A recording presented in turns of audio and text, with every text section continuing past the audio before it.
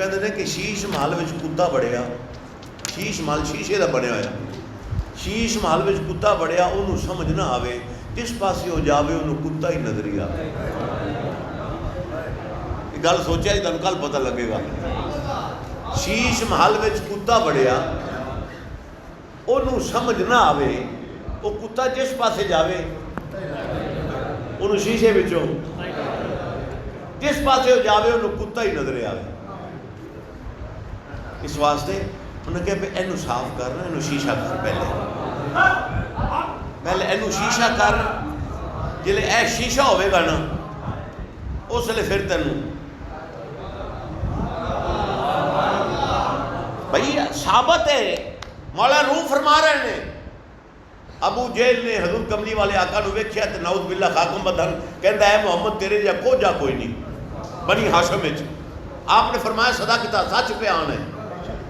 تے جدوں صدیق اکبر نے ویکھیا عرض کیتی سونیا تیرے جا تے ماں نے جایا ہی نہیں ہے، نہ مشرق نہ دے شرقے نہ دے غربے خوش متاب، نہ مشرق چے نہ مغرب چے۔ آپ نے فرمایا صدقتا سچ بول رہے ہیں۔ آدری گفتند ہے صدر الورا۔ صحابہ جڑے حضرت عرض کی تھی یا رسول اللہ ابو جہل نے دانو کو جا کے تجھے کہ سچے، صدیق اکبر نے دانو سونا کہ تجھے کہ سچے، سانو سمجھ نہیں آئی۔ فرمایا گفت من آئینہ معقول دوست تر کو ہندو درمنا بینن کیوں؟ فرمایا میں اللہ دا چمکدا ہویا شیشہ ہاں۔ ابو جہل دا دل سیاہ ہے، انہوں اس شیشے بچو آدھے دل دی شاہی نظر آئی، انہیں میں نے کو جا کہہ چھڑیا۔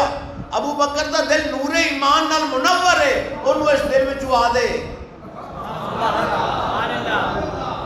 دل دا نور نظر آیا، اس شیشے بچو آدھے دل دا نور نظر آیا، انہیں میں نے سنو دے چھڑیا۔ تے گال تا پھر ہوتا ہی ہے نا، لیلہ نہیں گالی تیری اکھ نہیں ویکھن والی، لیلہ نہیں گالی، اکھ ہو کے ویکھن والی، اکھ ہوئے ابو بکر صدیق جیسی، اکھ ہوئے فاروق اعظم دی، اکھ ہوئے عثمان ذی النورین دی، اکھ ہوئے مولا علی دی، اکھ ہوئے سلمان فارسی بلال حبشی دی، جنہی یار نو ویکھے ابو جہل کو محبوب دکھائے نہیں جاتے، جو امی لقبی ہوں وہ پڑھائے نہیں جاتے۔